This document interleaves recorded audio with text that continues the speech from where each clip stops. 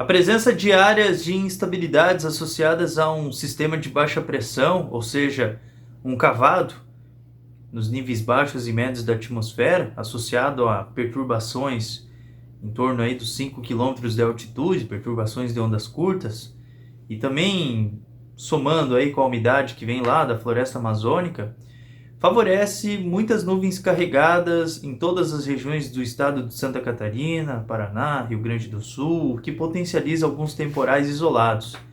Chuva, trovoada, mas, porém, essa chuva ela não é o suficiente ainda aqui para o oeste do estado.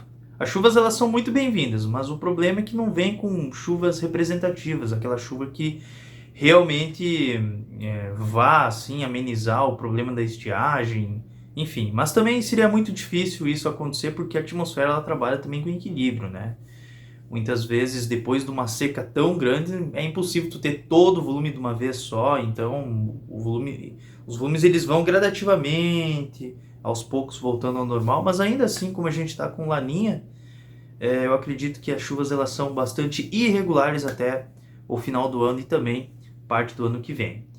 Bom, a tendência para essa semana é que essa baixa pressão ela siga presente aqui em Santa Catarina. Hoje um dia de chuva, trovoada, algum risco de temporal, temperaturas agradáveis em torno dos 23 a 25 graus na maioria das cidades, ventos predominantes do quadrante noroeste a nordeste com algumas rajadas de 30 a 50 km por hora. E a perspectiva é que ao longo dessa terça e quarta-feira o comportamento do tempo ele seja bastante parecido. As pancadas e chuvas elas podem acontecer a qualquer hora do dia na terça e quarta, mas de uma maneira assim um pouco mais mal distribuída. Logicamente que dando a preferência para tarde à noite, onde o abafamento ele segue um pouco mais por presente. O sol até pode aparecer nessa terça e quarta-feira, sol em intervalos de muitas nuvens, o que traz até um abafamento maior na atmosfera. A umidade ela vai ficar um pouco mais elevada, ela vai ficar entre 50% a 70%, então isso facilita com que a gente tenha aquelas pancadas passageiras típicas de primavera, ou melhor dizendo, típicas de verão, se for analisar ao pé da letra. Tem interferência de uma baixa pressão? Tem. Tem um pouco de umidade, calor em superfície? Tem. Então resulta naquelas pancadas convectivas que são associadas ao próprio calor e à umidade. Só que o problema é o seguinte, hoje todo mundo recebe a chuva. Hoje todo mundo recebe, porque a chuva ela é de uma maneira assim mais generalizada. Essa baixa pressão ela está um pouco mais ativa no dia de hoje, o que já era previsto. Só que na terça e quarta-feira nem todo mundo recebe a chuva.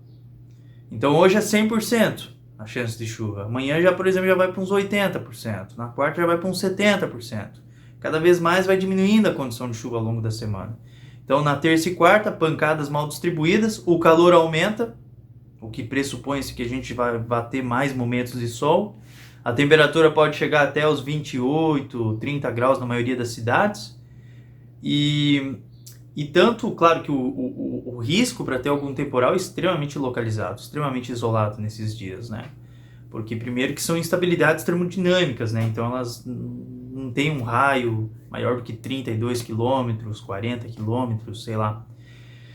E tudo está indicando que durante a quinta, sexta e fim de semana a condição atmosférica ela fica um pouco mais estável, tem um pouco de interferência de umidade que vem do oceano nas áreas do litoral, mas ainda assim boa parte dos dias são aproveitáveis, de uma certa forma.